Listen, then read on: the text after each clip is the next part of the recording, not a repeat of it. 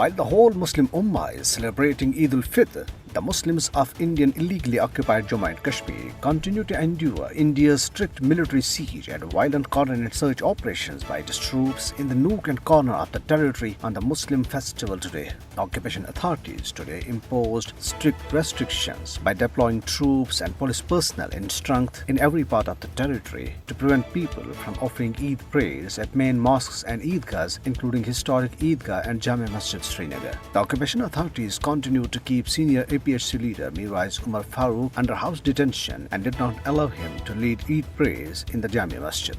Occupation forces continue to intimidate Kashmiri people through sieges, surges and raids on the auspicious day.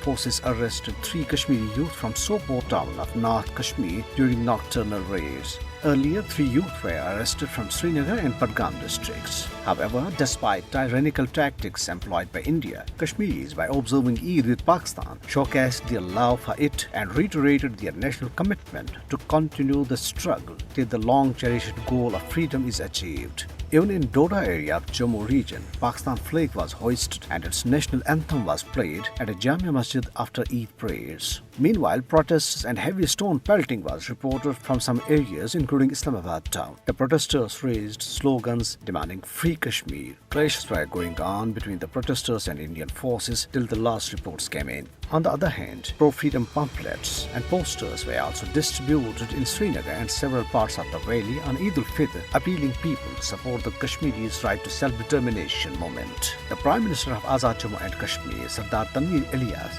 and PDP Chief Mehbooba Mufti strongly condemned the imposition of restrictions in Indian illegally occupied Jammu and Kashmir on the occasion of Eid and the ban on Eid prayers in centers like Jammu Masjid Srinagar, terming it a sheer violation of the religious rights. Sardar Tanveer Ilyas appealed to the United Nations and rights bodies to take cognizance. Mehbooba Mufti said that with these sanctions, the Indian authorities have exposed their own claim regarding improvement in the situation of occupied territory.